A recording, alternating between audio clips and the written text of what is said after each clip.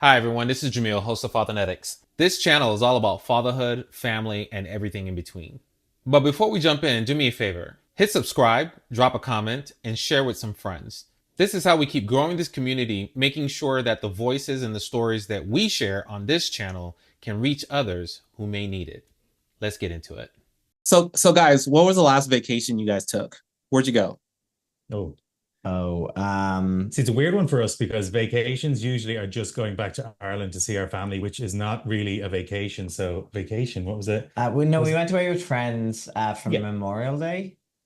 We went to Dewey we Beach. went, no, yeah, Rehoboth. Well, Yeah, yes. yeah. So yeah, and that Where's was that for those of us that don't? So it's basically I don't know if it's just it's Delaware. Delaware, yeah, Yeah, Delaware. so it was Delaware. So basically, for us, the criteria was we have kids, our friend has kids. Where can we all drive? They're living in Washington, D.C. We're living in New York. So it was kind of 3 hours for each of us to get there.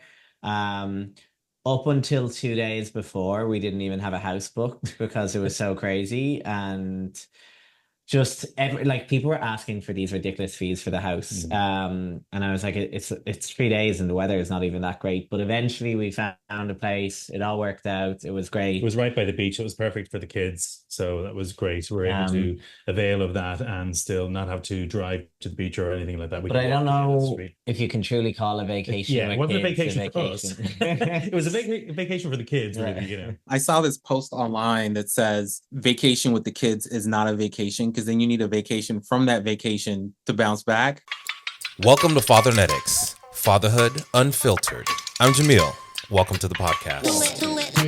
You can never find somebody do it like me. I'ma turn it all the way up, cause it kamikaze.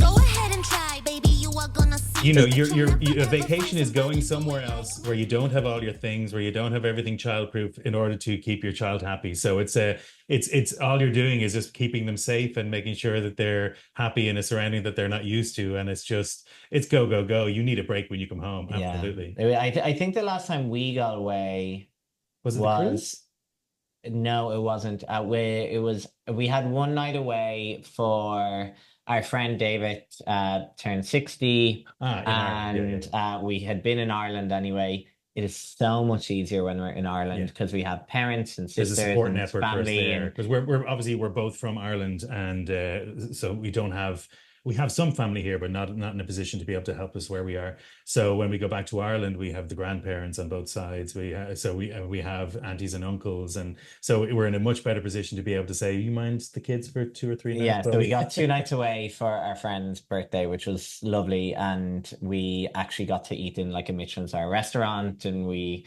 just got to like talk and indulge. drink and Yeah, indulge yeah. and not have to worry about keeping a little tiny human alive during that time, Or having to go which back and let the babysitter go. You know, yeah, exactly. And right now we're in the heat of it with Mhm. our so our first daughter is 3, Aria, and our second daughter Nala just turned 18 months today.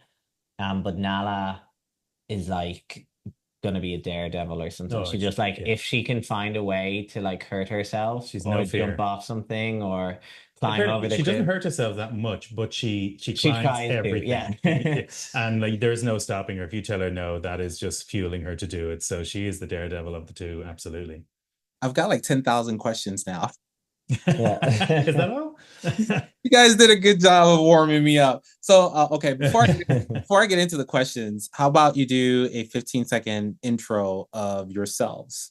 So my name is Mark Olumi Cannon. I'm 32. I am father of Aria and Nala and married to this guy here on Olumi Cannon. So that's me introduced. So Yeah. I'm Eoin O'Looney Cannon, and I am 45 and the proud father of two beautiful girls. Yeah, we're both from Ireland, and we've been living in New York for the past 7 years. Yeah, that's pretty much it so far. That's us in a nutshell. Oh, Oh, yeah. I work in MasterCard as a director of product management. And So basically, I'm a stay-at-home dad at the moment, which has always been my dream to be. So the minute that Ari was born, that became my career.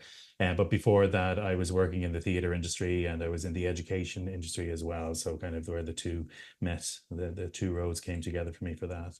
But then once the girls came along, once Aria came along, that was it. I was able to kind of just drop the acting tool belt and get into being a father, which was my lifelong dream. So arguably, you have the tougher job since you're a stay. He does. Sorry, he absolutely has the I tougher don't think job. he'd There's even no arguably about it. It's just like his argument wouldn't even last a second if he tried to do that one. it's funny. And we know couples who say like, "Oh, I'm more stressed in work and so on." Like, and the thing I always say is like, I can have a really bad night with the girls where they're awake or something and so on. But then I have the opportunity to not be patient and so on with other people in a workplace. Whereas when you're at home, you have to stay calm and collected the whole time, and you have to be setting a good example, and you have to be doing all these other things. And as we said, like feeding them, keeping them alive, keeping them entertained, trying to educate them to be the people you want them to be. And it's like being a father was, as I said, my dream role, my dream job. But I neglected to think about what it'd be like to do that job with no sleep, or when you are totally you've got zero in the tank, and to keep that patience, to keep that energy, to keep that positivity, and that has been the hardest part. Or to multiply it by 2 now, right? And they're so close in age. There's 19 months between them, really. I think 20 months. 20 months between. Yeah, 20 months. So they're kind of, Aria is 3 and 3 months, and so she is a proper three-nager, and she is ruling the house. And then Nala is 18 months, and she has suddenly found out that she can do things and she can demand things, and she can kind of she's taking her lead from her sister. So I'm now trying to juggle 2 very difficult stages in the development of a child, but very different, but very very similar in a way, but they're so different, and one what works for one won't work for the other. So that's the juggling act. So you think you have one happy, and then the other one is letting you know that they're not happy. So I like that you said three-nager. I've never heard that before. You should put that on a t-shirt. Oh. That's very nice. So okay, so a couple of questions, right? What were your thoughts about these 2 girls before you had them, their personalities, right? Because I think when you have one, you're under the impression that you're familiar enough with her personality. Then when you have the second one, oftentimes it's so different, it like comes out of left field. Was that your impression as well? So we thought we were the best parents in the world. We thought we had nailed parenting, because it was like we had the dream child. She slept for 12 hours since she was 5 weeks old. She was just everything was good. She fed really well. She went on to solid foods really well. She transitioned into a bed really well from her crib. Everything she was really good with her younger sister when she was born. Yeah. Like just everything that. So Arya just was that. I don't even want to I guess easy in many ways that most parents would have difficulty, such as sleeping, eating, learning. So like she was potty trained at 2. And that like took us a weekend. And I remember like my parents being like, "What do you mean you put her into bed without a nappy?" And I was like, "Well, she doesn't seem to need it anymore." So like we're potty training her, and they were like, "No, you usually potty train during the day and then night comes later." And I was like, "We're just gonna do it all together. It's fine." And it worked, and she was great. And then Nala came up. Yeah, and Nala is wonderful in so many different ways, but the personality was so different, and her sleep routine was so different. And we thought, oh, we can just make it happen because we were so good with the first one. And then we realized, oh no, it's basically you're relying on the personality of each child, and you're following their lead. And so we had to have a totally different routine, a totally different ethos with our second child. And that was a real shock. We just thought that, in a silly way, we thought, oh, children are children. You do the same thing with each. And then I think of my mother. I'm from a family of 4. Mark's from a family of 6. So of 6 siblings, 5 siblings, he has 5 siblings. So like I'm kind of going, how did our parents do it with so many different personalities? And so we're with 2, we're really struggling. My mind is blown by parents who have more than 1 child. I mean, you guys have 2, bless your hearts already, but it's like, how do you have the mental fortitude. I like to tell people, they like to say it gets easier as they get older. It doesn't. It just gets different. Because I have a 12-year-old, and I can tell just today we're having quite the meltdown as a 12-year-old. I mean, my Oh, door's really? and I'm like, if you interrupt my podcast, we're gonna have problems. So that's something to look forward to, right? Okay, so you said Michelin star restaurant earlier, which leads me to believe that you guys are foodies, right? Is that correct? Yes. Yeah, it's a weird one. When we met, I wasn't. I think I It was ate the like opposite of a steak and foodie. potato, and that was it. When we met. Whereas now, Owen introduced me to many different foods and cuisines, and yeah, we just love trying them Well, when we can. And it's also a thing, like we try not to go to Michelin star restaurants no, most no, of it's the not a time. thing that we. Like that's a very much a That's a treat treat. for Yeah, us. exactly. But it's always so cool to try new places or new Because restaurants. I love to cook, and I always do it, the cooking kind of, it's always been a thing for me. And so when I go out, if I'm going to a restaurant, I want to try something that I cannot do at home myself, or a cuisine that I've never tried before, or so we're always pushing the boundaries of what we eat, I suppose, and what we try.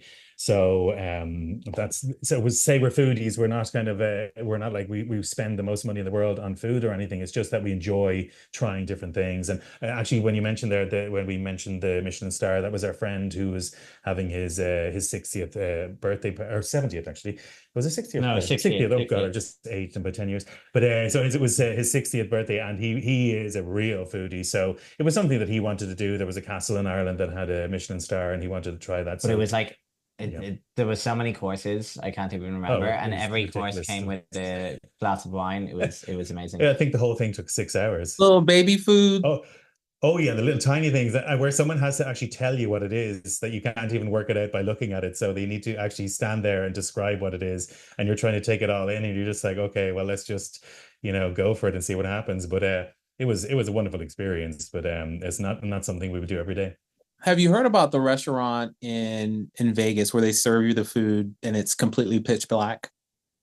Oh, we've done that in Oh, London. We did that. yeah, Le Dance Le Noir. Dance Noir, yeah. Yeah, we Oh, tried okay. it. So So tell me about it. basically, I'm interested. so basically, this restaurant was just, it was a fascinating experience where all the waiting staff are blind. That is, they're bringing you into their world essentially. So they know the layout of the dining room, so that like it's not just someone with nighttime goggles or anything in there. These are people that are bringing you in. You have to go through like as if it was like a space docking station. You have to go through a corridor of black to get into the real black room, the real darkness of it. So you have to kind of go from light into less light and then into no light whatsoever. Your eyes do not get accustomed. There is nothing in there to give light. So it is pure darkness for the whole time.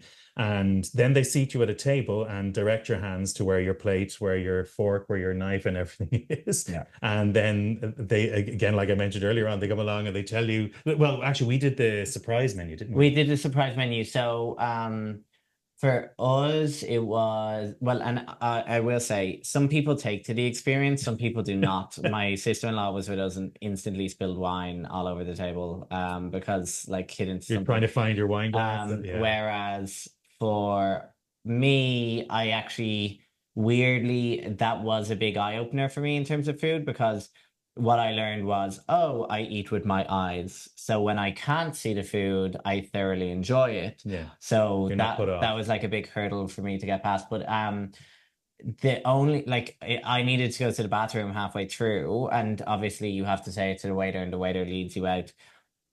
But when you have like I guess like you going into the light and then coming back into the darkness, it's like doing it all over again, and it's like it was like starting the experience. I felt like I had just gotten used to it, and then I had to start all over again. And it came down to it, like you have cutlery there, but I was like, I can't work this out, so I'm just eating with my fingers. Yeah. It was, I was like, what am I trying to do here? I'm trying to cut something that I can't see. So do you know what? Let's just. And it was interesting because when I say the surprise menu, when you go in, you are given the choice. You can do the vegetarian menu, you can do the meat only menu, you can do the pescatarian menu, you can do whatever. So, but the surprise one is they will give you whatever they want to give you, kind of a thing. And usually they try and give you some things that you probably haven't tried before, so that you can try them without any prejudice, or try them without any kind of idea of what it should taste like, kind of a thing. So it was very interesting. They won't tell you They what don't. They do No, at the end. they did at the and end. They show you a picture of each plate that you've been given. So, like, it's obviously made, according to a plan. So that picture is on the wall as you exit, and say, "This is what you ate for first course. This was second," and so on. So you get to see after, but you don't know while you're eating it. Okay, so this has nothing to do with Fathernetics, obviously, but this is just fascinating to me. Somehow in my mind, I'm thinking you're going to the restroom and it's still dark. I don't know why that. Yeah, you no, go like back out into the lights. thankfully Yeah. they bring you through like 4 curtains. They just bring and you then to the have door of like the the bathroom. one. Well, no, because you go through the 4 curtains, and that's when you get Yeah. into the light area, and the light area then has the bathroom on the side and so on. Whereas for me, like it did take away from it a little bit. I'd say if you could hold it, you would just stay the whole time. But also, I love the food, but Owen, funnily enough, didn't love the food as much because he like eats everything anyway. So he was like, it tasted fine. It wasn't the best meal we've ever had. Whereas for me, because I usually eat with my eyes, as I said, I was trying new things, so I loved it. Yeah, all. the quality wasn't what I wasn't impressed. Did we by eat? Was it kangaroo we ate? What was it? It was it was kangaroo. I think it was kangaroo and possibly I know. was it pigeon or something? It was Yeah, like it, something like yeah, that. it was something like wild. Yeah. Anyway, Like when you're taking the surprise menu. How you're not selling me on the pigeon and kangaroo. No. no. But like if you go in there and you just go with the regular menu, you'll be safe. Yeah, because you like, can obviously decide before we you were go pushing in as our well. limits. That was it. Yeah. And I do think if we try to do a new experience, we'll try do like you just give us whatever you want to give us, because that's obviously what's good. My favorite, like, again, I don't get to do it very often, but back in the day when I had time, when I was visiting a place, I would go to a restaurant and say, just give me what the chef says is good today, because usually they know what's it. So if you have the same menu while you're around, that doesn't mean that you're going to get good food. It means that you're just getting the standard. Whereas if the chef knows what's in season or what they've got in and all that, that's what you trust the person who's cooking for you. So how does that compare to what you do at home? I know, Owen, you do a lot of the cooking, if not all of it. Yeah. Well, we didn't have kangaroo or anything. Talking about peanut butter and deli sandwiches or right. Are you cooking kangaroos at home? I don't know. No, do you know what? I was very from day one. I was very much like I will not serve food that I've had to buy. Obviously there's times when you have to, and that's fine. But everything is made at home, and it's as fresh as possible. As much as time allows. I'm not going to say I've never given my kids anything that I've had to buy at the store, but that's fine. Those are kind of few and far between. So everything has been through a labor of love. Kind of, I make sure that they're eating as best as they can, but also that they are happy with what they're eating as well. So sometimes I want them to eat different things, but they're not into that, so that's fine. So then you have to adapt. And that's the thing, is like we saw with Aria when she was young, because now actually we talked about how easy she was. Now is her difficult phase. But like when she was young, we introduced spices really early and so on to make sure that she'd like things. Whereas now she loved it. I mean, like we'd have a curry and she'd like dive in. Some of that she'd as love well, it. yeah. Whereas now she's like, oh, Daddy, that's too spicy. And it came out of nowhere. I don't even think she doesn't like it. I think someone once said to her that was spicy, and Well, there's also a book called Dragons Love Tacos, and she loves that book. And the dragons cannot have anything spicy, because if they do, they get tummy troubles and they spew fire and whatnot. So these kind of things have lodged into her brain that spicy is a bad thing now all of a sudden. And I'm like, oh no, I don't want to be making bland food. Kids pick up on the littlest things that it's strange how one little thing just stays with them, like, and it's not even like they've seen it so many times. It's just this one little thing, this grain that suddenly they pick up on and it grows. It's interesting. Yeah, there was like, I do laugh, like until she started watching TV and stuff, there was never any fear of anything, and then suddenly like, oh, there's a monster under my bed, or there's this, or there's that. And in fairness, we're very lucky in that it hasn't become a big thing, but it's always like one kid says it in a TV show, and then suddenly it's like the top of mind for her. Yeah, but like it's all phases as well. Yeah. So have you guys had a chance to listen to any of the episodes of the podcast? We were listening a little bit to one of the recent ones just before we came on because I was like, what is the vibe of the podcast? No, that's good. No, I appreciate it. I know a lot of people are coming into podcasting zones. This is perhaps their first foray or introduction into it. For years, I didn't do podcasts because I was like, who's going to sit there and just kind of listen to people talk?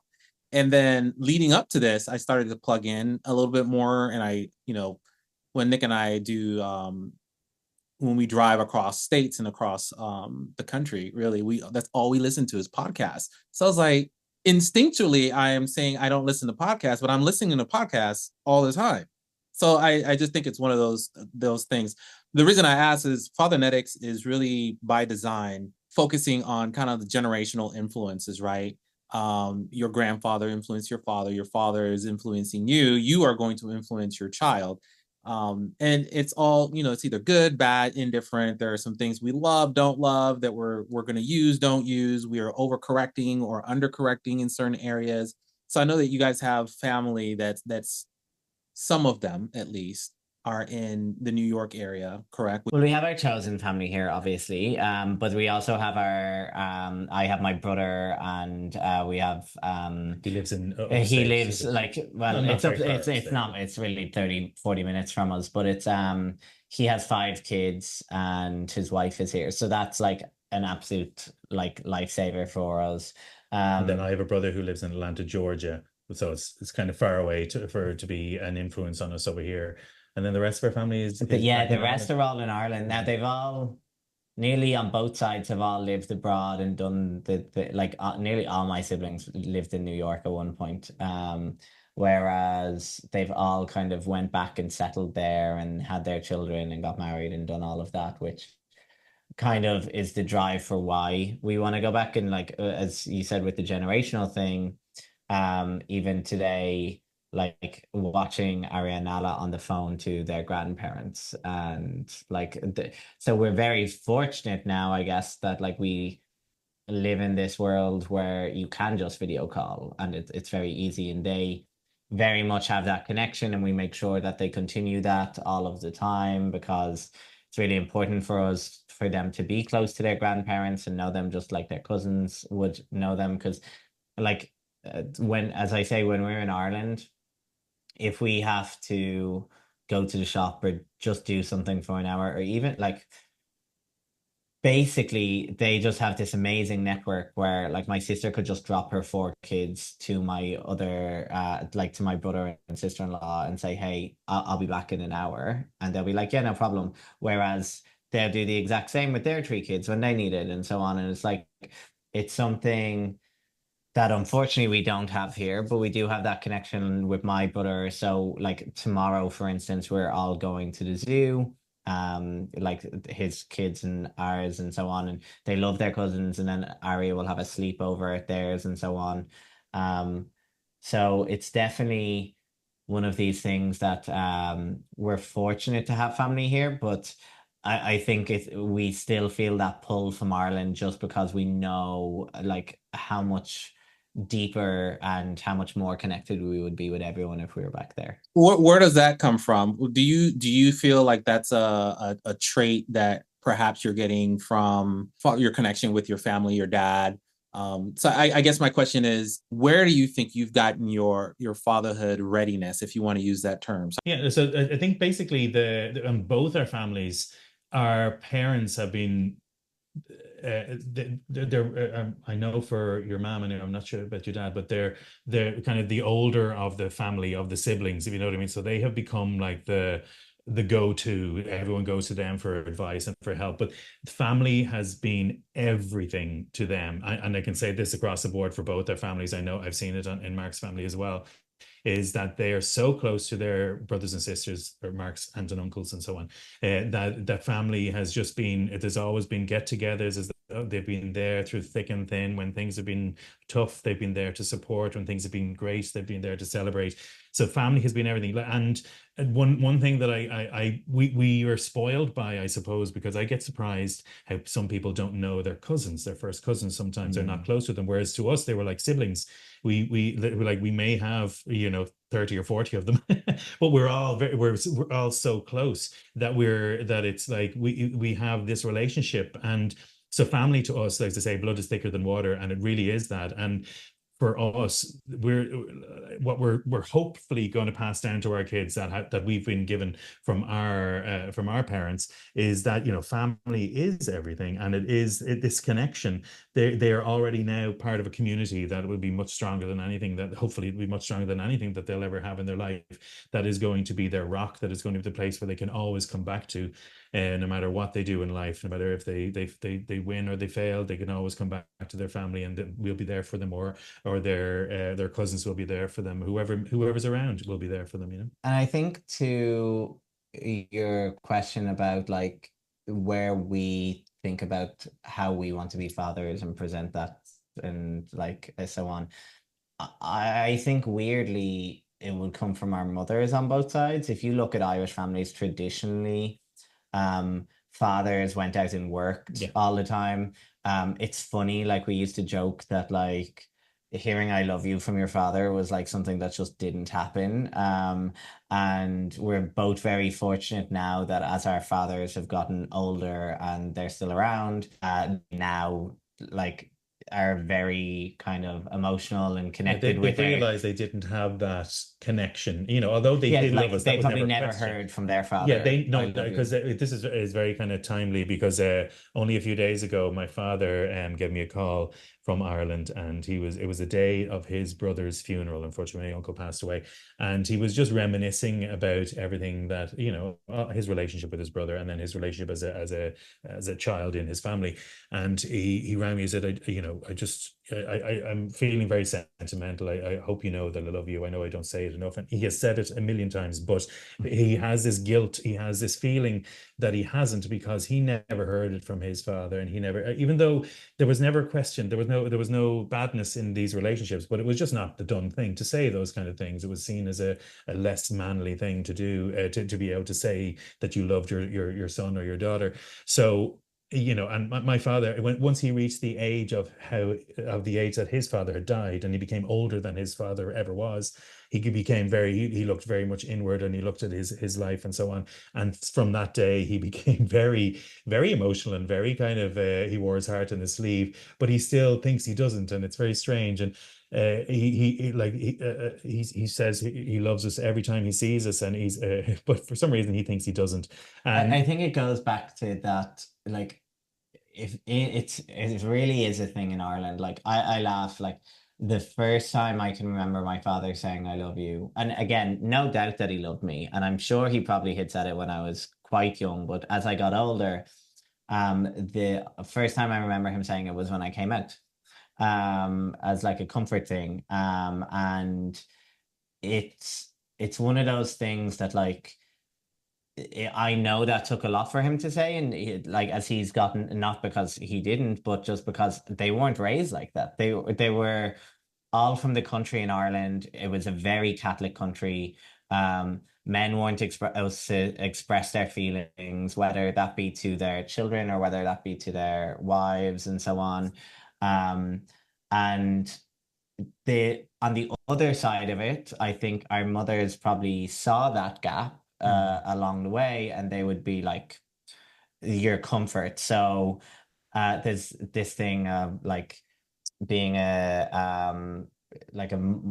you'll always love your mother kind of thing as a son, that you're always kind of closer to her, which I always found interesting, because I would be very close to my mother. But now as I've gotten older, and that kind of generational, I guess, trauma of like the "I love you" thing we just spoke about is kind of disappearing from our families. It's so great to be close to my dad now as well, and be able to just, it's such an Irish thing, go for a pint with him when I'm home or anything like that. And seeing how he interacts with our children as well, and owns that. And um our moms as well, just like the love they have, and there's no question about them saying it anymore. It's just like as soon as they meet them, it's like it's the parents they're the grandparents that they probably always wanted, and the parents that they probably wanted to be, which was the ones who would be this emotional and show that love, which is great to see now. But And I think that has influenced us both as fathers, because we both have different roles in our parenting. We take on different kind of what needs to be done in each in each situation and whatnot. But the one thing that we are consistent on and very sure that we do all the time is literally we tell them all the time that we love them, and that it is unconditional. As we don't use those words, but you know what I mean, that is something that it has become part of our daily language, which it never really was from both parents.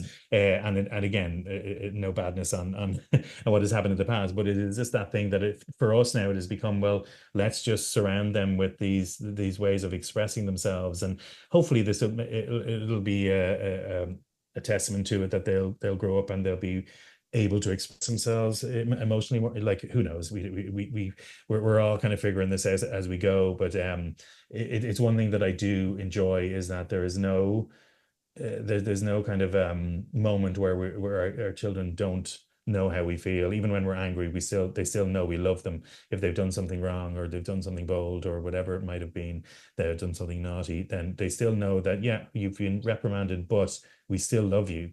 And I think and that's it's some something of that we're not the afraid to say.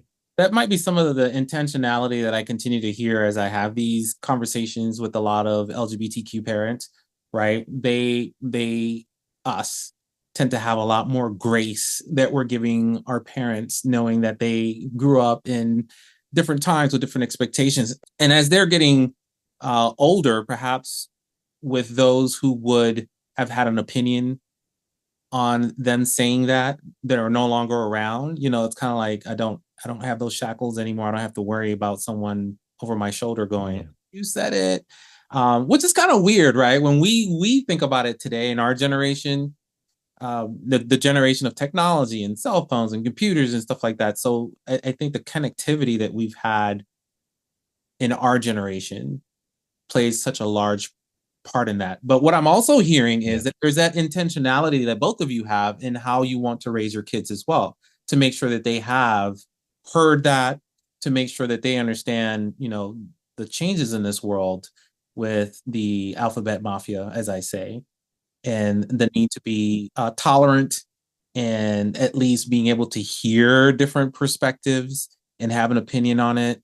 So, with that said, your kids are, at least one of them, Arya, is coming of age where daycare might be a thing. Are you guys? Well, she starting. she begins 3K now in 2 weeks' time. Yeah. Yeah, which is like the New York school program for 3-year-olds. So it's like she goes in at 8 a.m. She finishes at 2:20. She gets breakfast and lunch. It's in a like school setting. It's literally in a school, and it's essentially just pre kindergarten, I suppose. But yeah. 3-year-olds. How was that as a starting experience? Did you guys feel apprehensive about needing to engage with the school and perhaps what they would think of you? I know New York is a lot more. Yeah, I think like no, New York's a lot more open. So like even as soon as we walked in there, like we copped, were like, oh, there's lesbian parents, or like we knew instantly. Yeah, we were like, we won't be alone here. We didn't see any other gay parents, but like it's yeah. And that's the thing, is like I was never worried about it. I think what I probably was kind of concerned about originally was that she was going to go in, and then like children would be like, where's your mom, or something along them lines. But it's actually really interesting. Like now, we've been very thoughtful about how we say, like, daddy has a mammy and daddy. You have a daddy and papa. This person has a papa and mammy. This person has a mammy and mammy, or whatever. And so she now asks, like, we had a friend over recently, and she just turned to her and said, like, do you have a mammy and daddy? And because I think she knows that's the one that people predominantly have when she meets them. And she kind of looked at us and we were like, you can answer, like it's totally fine. And she said, yeah, I do. And then she said, oh, okay, cool. I have a daddy and papa. And it wasn't even a like question. She's just curious about it. And I imagine that even if the question does come up, she, knowing her, will be able to answer it in her own Yeah, way already. we've been very kind of we were very clear, both of us, before we even started the surrogacy journey, that everything that we do will be open, will be upfront, so that we know, anonymous, so we know anything. So from day one, she knows that she has a donor, the egg donor, or as she calls it, my donut, because she can't get her head around the idea of donor, but she's my donut, and then she also has her surrogate. So she kind of knows that the surrogate who carried both of our girls came to visit us there recently, and the first thing Arya did was run up and said, "I grew in your tummy." And she walked through the door, so she has this understanding, and she has this is her reality. We cannot enforce how she needs to think about it, or how she needs to be comfortable with anything. It's just, we can give her the facts, I suppose, in ways that she can hopefully comprehend. But there'll never be a point when she say, "You never told me this," or you hid this from me," or whatever. Everything has been upfront from the start, so that when she does get into those situations where she is very, so we're very, she really has kind of surprised us, and it is really warmed our hearts. She's aware that, first of all, that people are different and they have different situations, and there are so many great books out there as well that have really helped us. So we said earlier on, I mentioned the that she was influenced by the taco book, but the Dragons of Tacos, but actually in a more positive way, she's been influenced by so many different books where there's been different types of parents and different types of families. Knows that that's just just the way things are, and every family is different. But like all kids, she makes mistakes. Like the other day, where she told me at the top of her voice that someone on the subway was smelly, and I said, we can't say that, darling. Yeah, we tell her how important the truth is. We can't really tell her she can't tell the truth, but yeah. There's shades of the truth, right? Then you're getting into nuance, and she's gonna be like, I don't know what that means. I mean, I take that route with kids all the time. It's like, we learn how to speak in public so we don't hurt other people's feelings. But it's the truth. I mean, it is what it is. Don't lie. So, I mean, don't she sees us lie all the time in so many different ways. So it's kind of, it must be so confusing for kids to comprehend this concept.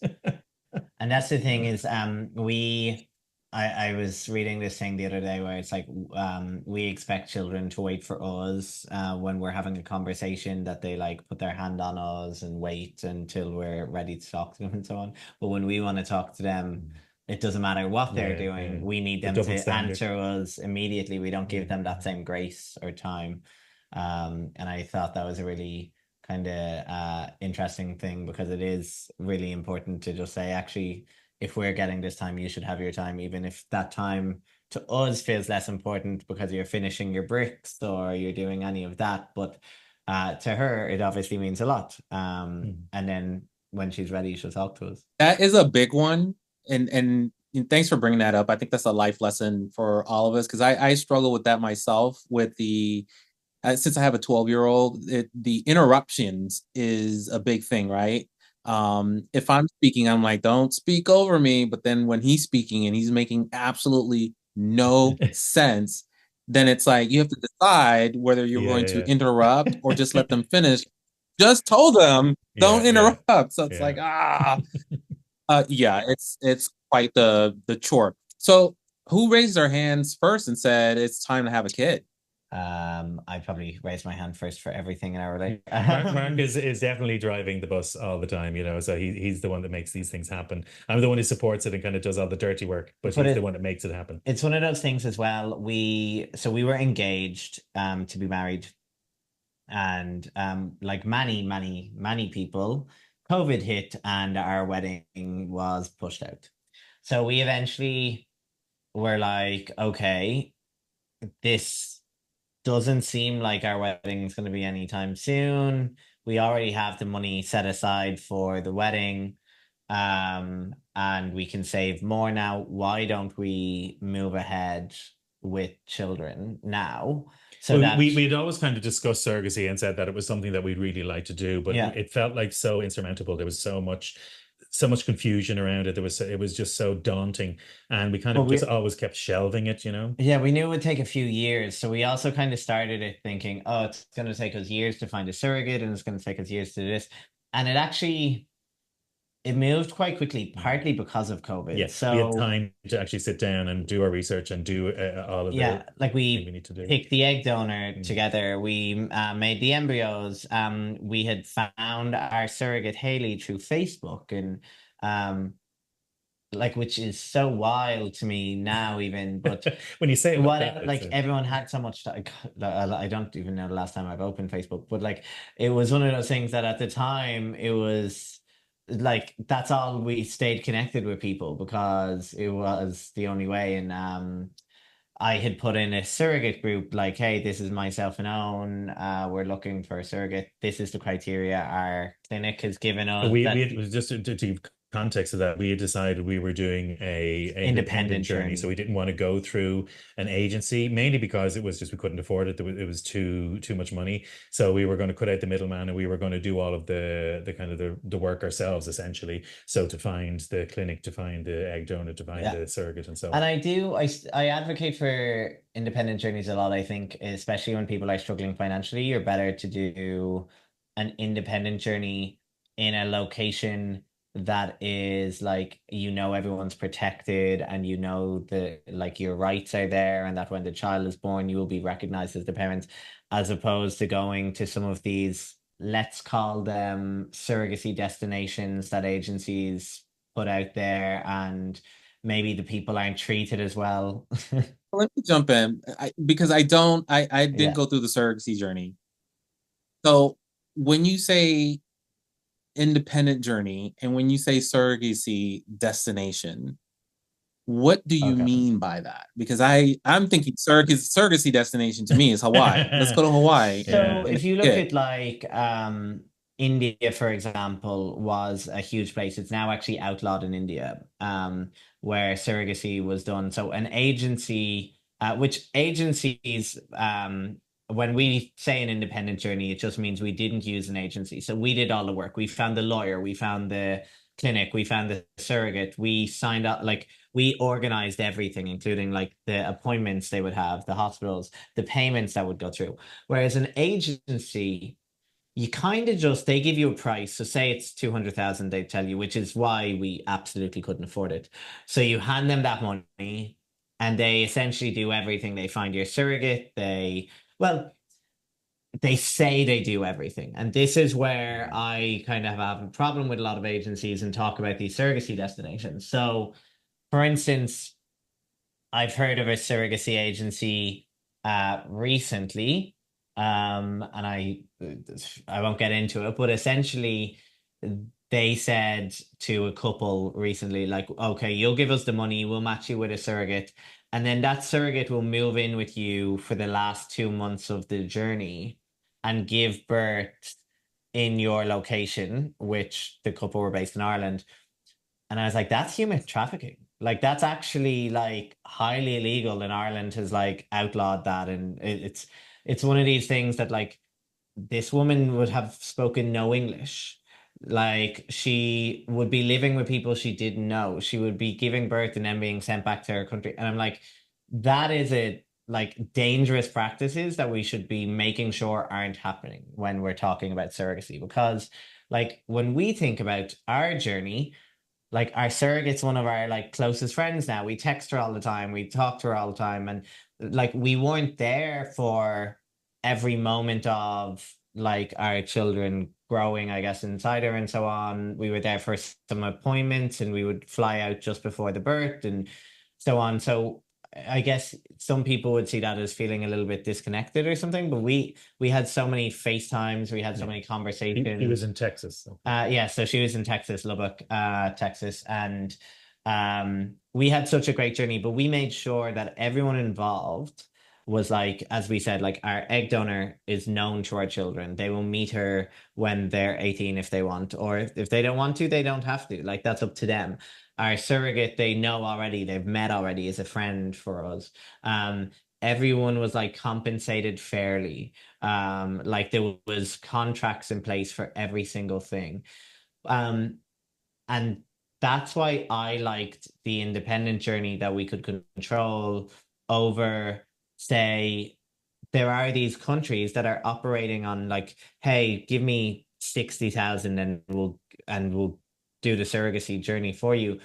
But I think couples have to really think about like, hey, what are like what are the policies they're following, and like is everyone on this like compensated fairly, is everyone protected in this, like are the women being treated the way they should be? And I really struggle with that as a whole in general, and I think it's why when you hear people talk negatively about surrogacy, they're never talking about our journey. They're talking about these like They're talking about outlier exploitation. journeys and Yeah. exploitation and so on. And um, I like to see. Do you think that exists because of the ratio in the world today? Everyone's looking for a surrogate, right? And it's there.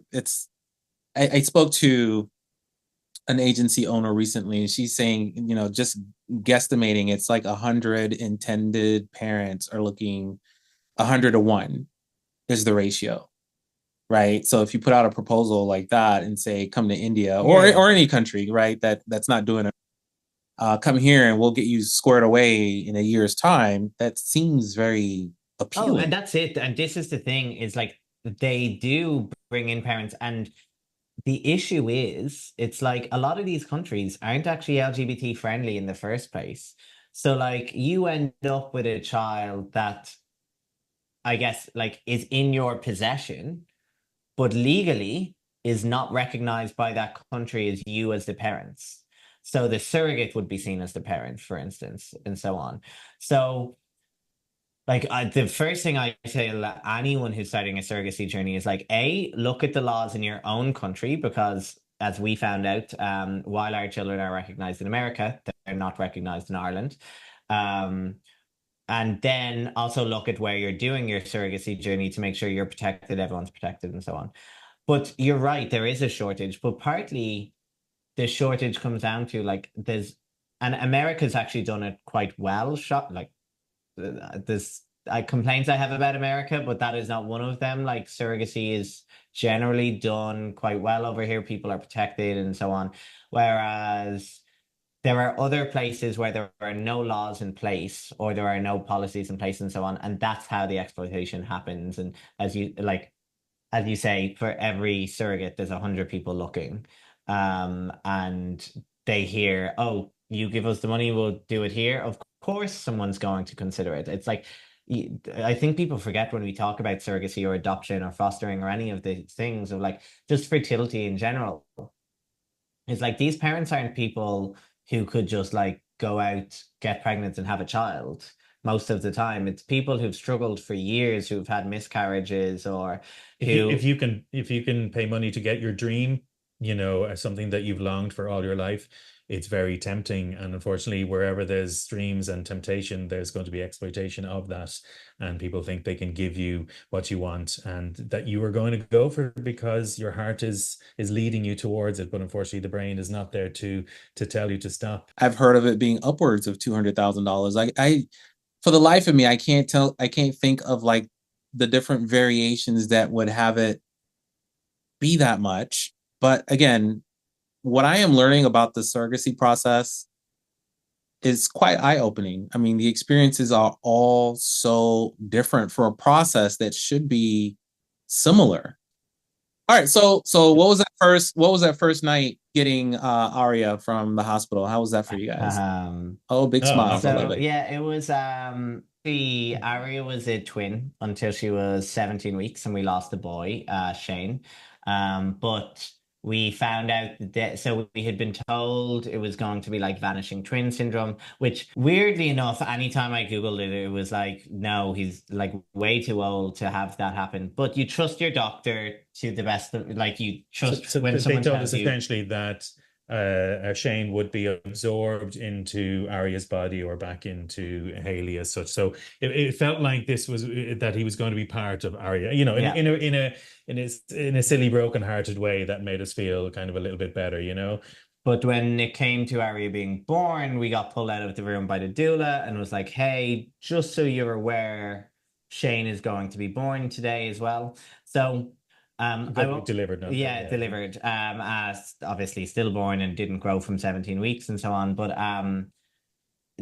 I won't get into the intricate details of it because it's a lot, but I think it was one of these days that was like heartbreaking, but also amazing. And even now, looking back on it, while I know there was a lot of trauma included in the day and so on, it ended up being incredible for us because even like having Shane, we had him, they gave him to us in this little basket in the end, and we took a family photo of the four of us, and then we now have his ashes up on the shelf with that, and it was it's actually really lovely to have because it feels like he's real, if that makes sense. Whereas prior to that, it felt kind of like a loss that not that people didn't acknowledge, people acknowledge these things and so on, but it just didn't feel. It just felt like he vanished. Like It felt like a dream kind of vanishing as opposed to the reality. Yeah. Exactly. So we actually, as Owen said earlier, Arya was everything we needed at that time, which is just pure joy and light and laughter. And she was guzzling down her food and having the best time and easy. And I think like even we stayed in Texas a few days and then we were on the way back to New York, and like I think every single person we saw like stopped us to be like, oh my God, your baby. And it was like we were just, because she was all smiley all the time. It was such a wonderful time. And I think though, I'm gonna say it took at least 6 months before I was like, so no one's coming to take our baby. Like, as in, it's like this is our baby. So we can't live the life we were living. Like, before. who left you with the kid? Like, are you supposed to have this kid? It's the thing. Like, we were in the room when she was born, so like we cut the cord and we did everything, and it was amazing. Like we truly had like the best experience we could have had with it all, and it still felt like it wasn't real. And I think that's the thing. And I'd imagine it's a little bit the same in adoption, where you, as prepared as you think you are for anything, like you're not watching this person grow beside you all the time and doing all the things that like maybe straight parents would be doing. And actually, I've heard from straight parents, I thought this was a gay thing. They were like, actually, no, like even when you see the baby grow inside you and so on, it still feels like someone's going to come and take this baby. Like, who gave me a baby? But I am like, it just felt like as prepared as we were, you're never really prepared until like you have the baby, but then you instantly figure things out. And like that parental instinct is so strong. Yeah. And not that we didn't need it with Ari, it was fine. Like, as we said, she was kind of easier, but with Nala, like when she was born, she had stomach problems and the doctor was like, she's fine. And I was like, you need to pump her stomach. Like I can tell immediately.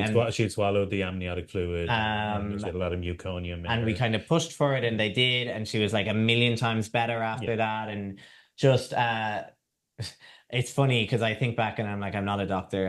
Why did I know that? But even just, you kind of have to trust your instincts with these things. Even though we have nothing really to base it on, but you trust your instincts, because I just feel this is what's wrong, you know, and suddenly you're making the right decisions, you know, and you know, to this date, everything has been okay, touch wood, but like, you know, it's you kind of have to just trust yourself and kind of go, actually, no, there is something more. I need to push this a bit more with the doctors, or I need to do this. And, you know, so that was an interest, because that was a bit more of a rocky start with Nala, but it's the feeling you can't describe the feeling, you know, of just holding your baby, and it's wonderful. And you had said earlier about not imagining the two thing. I actually I didn't feel the 6 month thing with Nala. I just knew she was ours instantly. Oh And yeah, I think yeah, that yeah. I think that it's was the kind of first like a yeah. first time parent thing, maybe. And then after that, you're like, oh, of course, I'm a parent now. So This is all my the job children. And forever. I often think like we actually spoke to a father the other day. He was over with us for dinner, and he has 3 children. And he was saying like, you know, like it's I do like sometimes someone will take one of the children and I'm like, oh, like 2 children is much more manageable in life and so on. But actually, he was like, 3 isn't that much more. He was like, you can still fit us all in a car. You can still do all of these things. It's not like that, because I remember even my sister moving to 4 and it was like, okay, so we have to get the family wagon now and we have to get all these different things. So it's one of those things that like Can you fit 3 additional personalities in the car, right? That's the I issue. feel like Things get an awful lot louder, you know. yeah, and that's it. And every personality is so different, Yeah. and like even like you raise and there was this quote I had read one time as well, where it's like every child has different parents, even if they have the same Yeah. parents, and it's around that like when Arya was born. Me and Owen were at the best of our youth and like running around and ready for everything and so on. And then by the time Nala was born, Well, we were she's only got old. 50% of its We life. were older, but she only had 50% of Yeah. our attention at that time because Mm. she suddenly has this sibling, and it's like obviously like we wouldn't have had as much time to do all the things we did with Arya with her, and just even just I think like back to I used to spend hours just with her lying on my chest talking to her and so on, and that like we still did a lot of that, but it wasn't possibly the same amount, and I think um yeah, they definitely will have had different experiences. So it will be interesting to see how they differ as they grow and how their opinions of us differ as they grow as well. All right, so I have two more questions for you as Mark continues to throw out the quotes. I love that. But okay, so and I wrote this down so I wouldn't forget. Where is it? Oh, okay. So your kids, they don't look like you guys, right? And I think that's true of a lot of like my kid. I'm Black Latino. My husband is white Irish. Um, Jacob is a mix of somewhere in the middle as far as race is concerned, but he has red hair as well. So, and neither of us has red hair. So it draws a lot of attention. He's a cute kid, little freckle face, cute kid. But when we're out together, everybody's like, "Oh, it's cute. Like, where do you get the red hair? Like, where's his mom?" It's like, man, like, who cares where his mom is? We're standing in front of you. Nonetheless, how are you guys approaching that conversation? And I say that just from a curiosity perspective because your daughters are beautiful and you guys have obviously taken the time to really understand like their hair is I can't tell you how important that is for like the crown, right, as they call it. A lot of people don't take that extra step to say this needs to look right, from a very early age. It takes a lot of intention, and I want to be that dad to be able to get it to look that way. And I see the pictures and I'm like, wow, that's beautiful. Like, would I be able to do that if I had a daughter, like to be able to do the hair like every day and the stuff that goes into it, and it's got to be washed, and all the bonnets and so what I don't know. It's a lot. How are you But guys it's doing that? I think it's a lot, but it's so I think there's a lot of things that go into it. Firstly, like we've always had black friends. So for us, like I'd always hear them talk about like, oh, I have to pay all this money for my hair because I can't do my own hair. And I was like, what do you mean you can't do your own hair? And they were like, well, my parents never taught me because they didn't know. So I never learned. So I found someone who can do it and it's easier. And that always stuck with me. And then the other thing was like them talking about like, oh, I'm so ashy today, I need to be moisturized and so on. And I like that's just not things I would have had to consider myself. So when we and with our egg donor, to just jump back a little bit, we had 2 egg donors that we loved. One of them was like Irish Italian, looked very much like myself and I, like a mix between us almost. And um, she she wasn't perfect, but she was ultimately. We had the conversation. We said, look, we don't necessarily want to be them parents who people assume, because regardless of what our intentions are, people are making assumptions about us all the time. All they do is look at a photo and they'll go, they adopted them children, or designer babies, or some other horrible far right quote that's out there that they'll say about our family.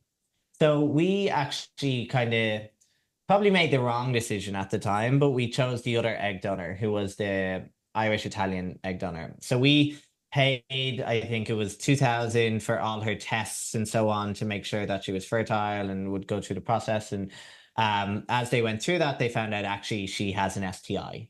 And I, like, naive, was like, oh, so you just give her a pill or something and Treat she'll her. be back to normal. Like, as in, like, she'll be fine. And they were like, no, like, STIs affect your fertility. We can't move forward with her. So they were like, look, you're going to have to go back to the drawing board. And then they called us, like, I think it was a day later, and said, hey, the other egg donor you loved, that you had talked about a lot, is very much like, because they obviously are in the conversations discussed with it you, with so you. they know, has just gone through testing for another family, but they've just found out they fell pregnant naturally.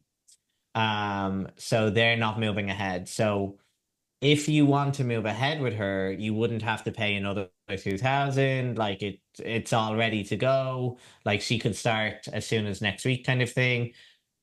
And it just, like, I'm not a big fate or like believing it, but like, it felt right, meant to and be. it felt like it was meant to be. Yeah. And then, so then we started doing the work, because irregardless of how, like, progressive we all think we are, like, it's this, like, thing about anti-racism, like, there's all, like, inherent bias in all of us, and for us especially, I think we mostly grew up around white people. As I said, we did have black friends and so on, and which probably more than say some of our friends who might have never, like, not that they've never met a black person or whatever, but they wouldn't have had them in their vicinity the whole time and so on, or had, like, many interactions with them, because Ireland, when we grew up, was very, like, white Irish. It's now thankfully expanded and so beautiful, and, like, you can see, like, everyone from all over the world there, and we're now seeing this next generation of Irish kids that aren't just white Irish. They're, like, black Irish, they're Pakistani Irish, they're all these different things.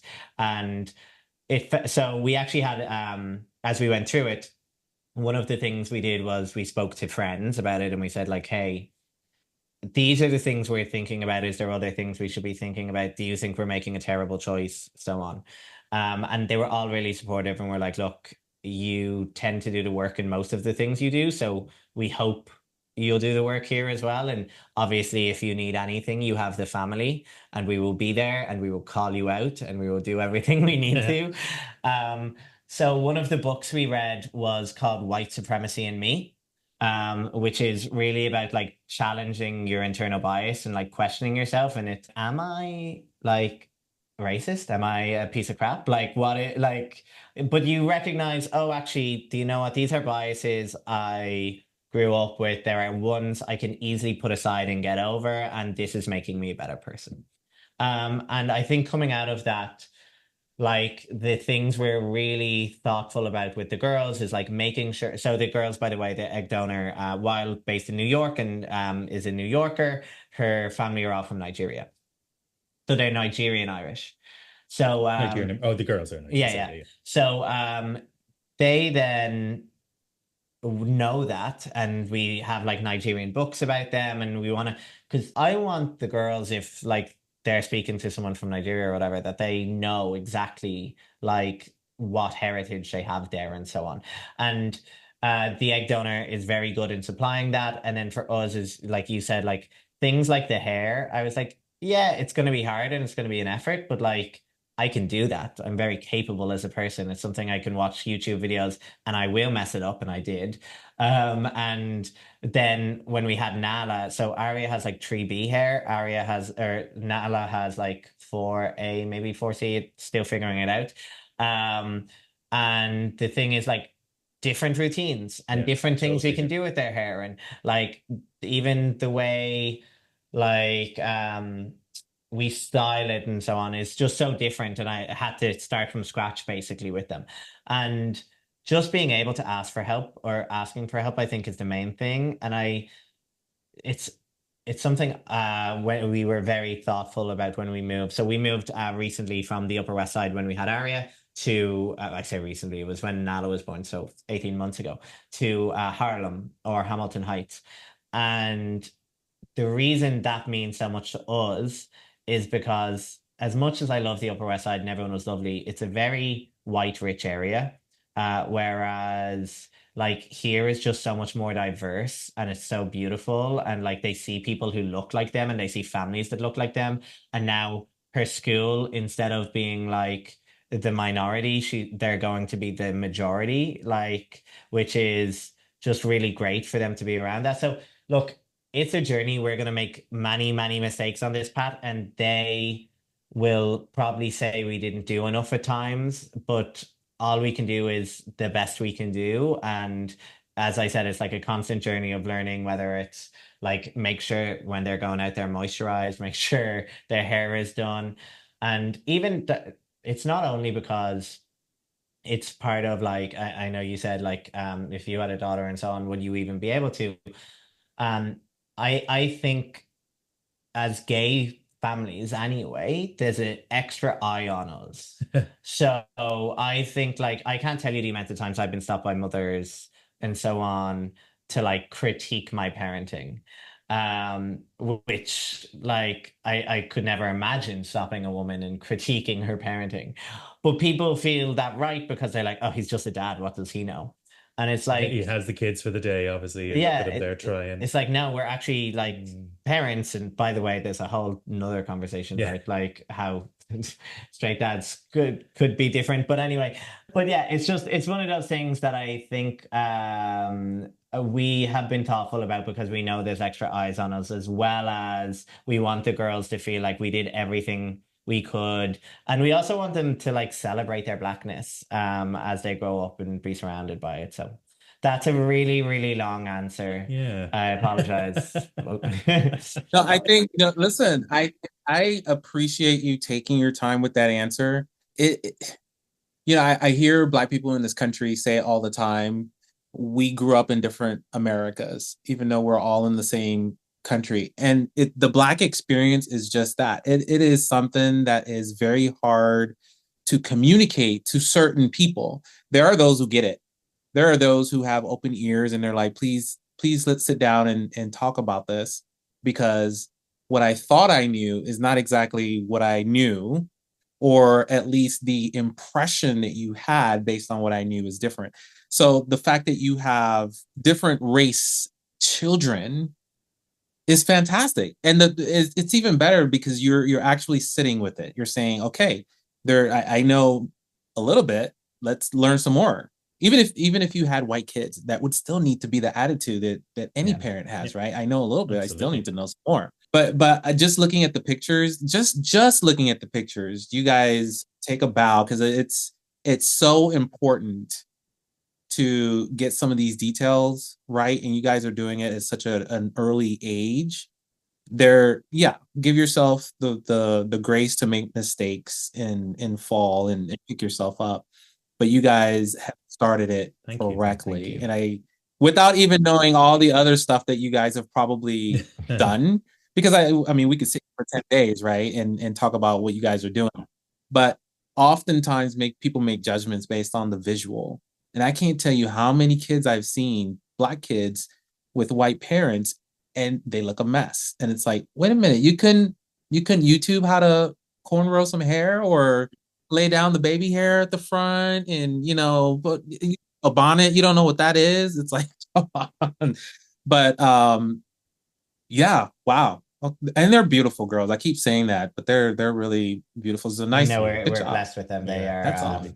They are fantastic, and it's funny that you say about white parents. I see it all the time now, and it's all I notice, and I'm like, should I say something? And it's funny because Oh, Karen, don't say But anything. it is funny, like I do think the one thing I've noticed in my time, like that we have like very much presented like black children and we're white and like black people will come up to us and like say like, oh, if you need anything or if you want anything and like welcomed us so much into like community, which is just so wonderful.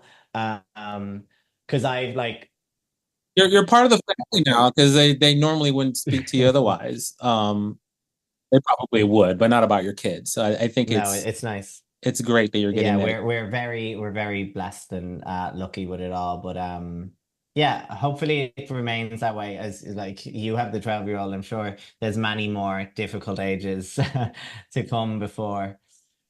They say, what was it, that every stage when you're in it is like, it feels like, the next stage will be better, and then it feels like it's not. It's like everyone just warns us that. I'm kind of, well, when does it get better? It's gotta get better. And it always shows up when Yeah. you least expect it because these kids, as you probably already know, these kids will tell you when they're ready for the next phase, and it's never when Of you're ready. course, of It's course. when they're ready for it. So, you had mentioned that in Ireland the situation would be different. How have you guys given that thought, knowing that you guys want to ultimately end up there? Yeah, so there's a lot of different things about it. So there's positives and negatives to both places. And we've always said this. So like one of the things we had said prior to Aria turning 3 and starting school was like we were not putting her foot near a school over here because of like school shootings and all of that. Obviously, New York has much less of that and so on, and we're very blessed because of that, and we're very privileged to be in this situation where we can be in a place that there is less of that. However, it was the biggest worry we ever had. And then you have the kids and you recognize, okay, we have to like make the best decisions for them. And the best decision for her actually right now is interacting with other children Yeah. and being in that space and learning with others. If we were in Ireland, yes, there wouldn't be that, but there would be other school issues. Like it's a Catholic country. We're not raising the girls Catholic. We had our own kind of choice. Like we were raised Catholic, very much so, and so on. But it's just something we want them to be able to make their own choices about these things as they grow up, and we'll still teach them about all the different religions and everything like that, but let them know. I also think there's like racism over here, for instance, when you think about it, like I think it's much more in your face. Like you can be shot for the color of your skin. You can be like you will be judged by the police. Like there's a lot of things that happen over here that just don't happen in Ireland. But there's a lot of like inherent racism built into Quiet, yeah. Irish culture Yeah. that isn't spoken about as much. So it before I even thought about like the legalities of our daughters and where they can exist, I'm so much thinking about like, okay, Where will they thrive? where will they thrive? Where is the best place to raise them? Where will they see people that look like them? Where will they be safest? And so on. And when we started, like Ireland now, as I said, has like thrived over the past few years, and we're seeing all Very diverse. it's very diverse, and it's becoming much more accepting, and we're losing a lot of that kind of inbuilt bias that they have. Yeah, and the So- grip of the church is it doesn't have a grip on Ireland as much anymore, so it's kind of Yeah, exactly. it's adapting and changing. So from that perspective, we kind of decided Ireland was the better place to raise them in terms of the values we want them to get and so on. And then they'll always have their American passport. They're always born here. They're always citizens. They can always move back, do college here, do whatever they want. Or we might revisit that in a couple of years. If we move back and feel like this isn't the vibe we thought it was, or they're not thriving like they were in New York, we can always come back. And so for that to happen, there's a few things. So we're currently on green cards at the minute. Next year we can apply for citizenship. We will absolutely be doing that because we do love America and we want to have the same passports as our daughters, so that basically if they do decide or we decide, we can come back and so on and make them decisions a little bit freer. Because right now, if you leave on a green card, you're not getting another green card in a couple of years if you want to Getting leave back it. in. Yeah. From the Irish law, they are not recognized right now. Both of us aren't recognized.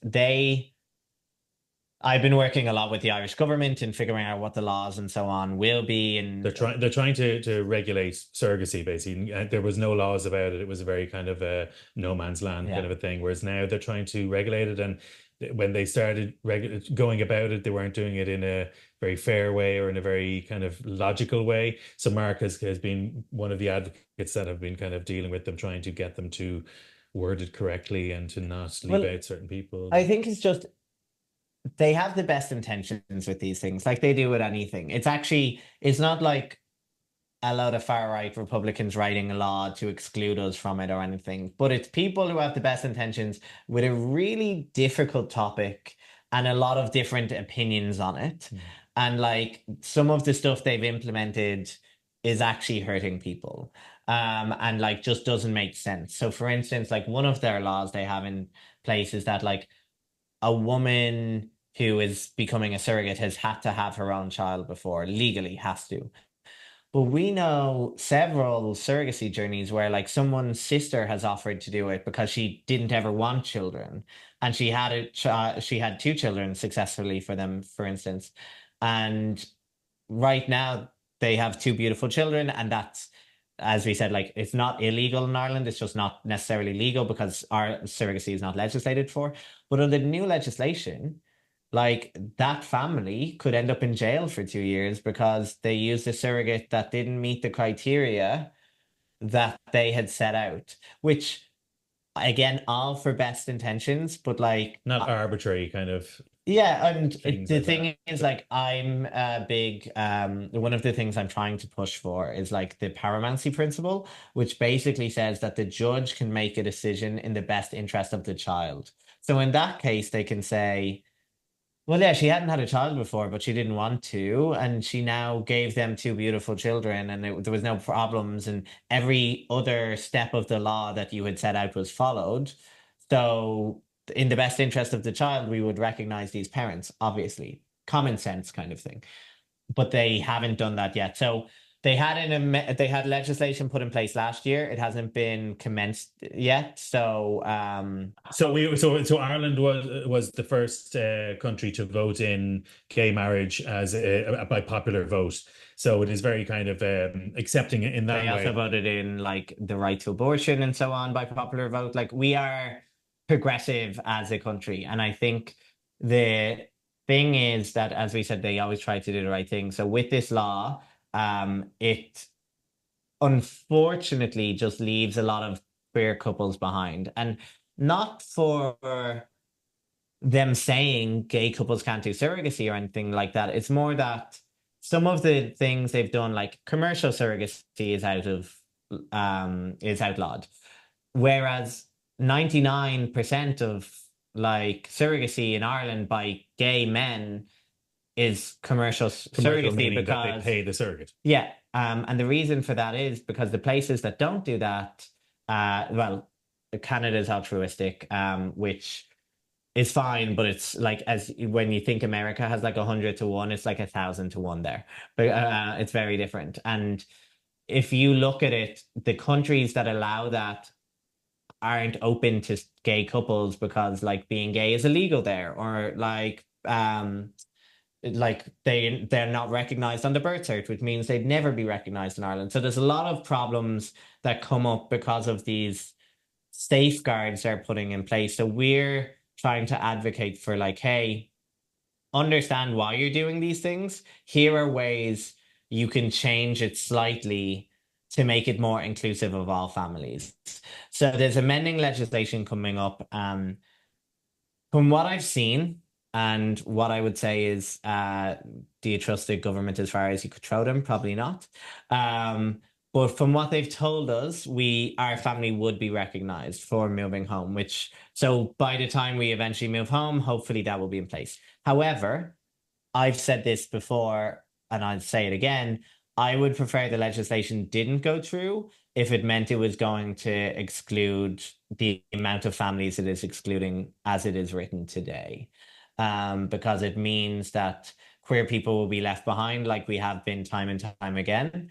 And while they can update the legislation, it won't be for like 5 years, which means that some people will age out of wanting kids. Some people will just go through other methods. And like anything, like when you outlaw abortion, for instance, people still have abortions. They just find other ways around it. You find a Yeah. way. And we don't Right. we don't Go to want this India. happening in Ireland with surrogacy, where people, as we spoke about, are finding ways which aren't the ethical ways. So there's a lot of work to be done. Again, you could probably have another episode on it, but it's on the way that the girls look like they will be recognized in the next few years by the time we move home. So that at the least issue, we'll have- the issue really is just to clarify what we mean by recognize. So the girls' birth certs have just our names as parents. There's no mention of the egg donor or the surrogate, whereas Ireland will not recognize a birth cert that does not have, first of all, a mother on there, the person who gave birth being the mother, and then second of all, they need to know which one of us is the father of which kid. So we don't know. We didn't want to know. Our doctor knows. Their doctor knows. When it's relevant, they will absolutely know. It's not something we're keeping for them, keeping secret, and no one will ever know. It's just we prefer not to know, so that they grow up thinking that both of us, knowing that both of us are their fathers. But obviously, one of us is the DNA, and Ireland wants us to show that, to find out who that father is, and then the other father loses all parental rights over that child. And that's huge when it comes to health, when it comes to education, when it comes to further on in life, when it comes to leaving anything in your will. Even like if we found out that they were both genetically mine, for instance, and then Owen's parents passed and wanted to leave them something, they would end up with this like non-relation inheritance tax on it. Just silly things like that, but it's as if they've left it to a stranger kind of thing. There's a lot of things like that. Even with straight couples, though, I will say, because of that law Owen mentioned, with like, it is the woman who gave birth is the mother. So the surrogate is always seen as the mother, even if she is not genetically related, like ours isn't, or like many straight couples aren't, where the biological mother just couldn't carry the child, so they got a surrogate. But it's her egg. But it's her egg, and in which case she can never be recognized as the mother, because they won't remove the rights of the surrogate over it. So, which is why the laws are really important. It's just we need to make sure they're done the right way, and we spend the time on it. I don't want things rushed through that are going to hurt families in the long run. It's almost like wishing that someone who had gone through the process has a hand in writing the law. I mean, that sounds too right. Well, all right, Mark. Listen, I am not going to take too much of your time. I know we went a little bit over, but this was fantastic information. I'm learning a lot about Ireland and some of their laws. So I'll leave it up to the audience if they're interested in getting involved somehow. I'm sure you kind of have to be tied to Ireland somehow to have a voice over there, which I don't have. But if they're interested, they can definitely reach out to you guys. You guys are doing it right. I appreciate it. I think that LGBTQ couples, again, with intentionality from the beginning, are raising some amazing kids, and we need that in this world, especially today. Sure. Can we wait another 18 years? Sure, I guess we'll have to, but it would be nice to have those kids as adults today, right? All right, Mark, Owen, thank you. This was fantastic. Thank you for the change in schedule so quickly. No, thank you. Thank you. Really appreciate it. You can never find somebody do it like me. I'ma turn it all the way up, cause it kamikaze. Go ahead and try, baby. You are gonna see that you'll never ever find somebody.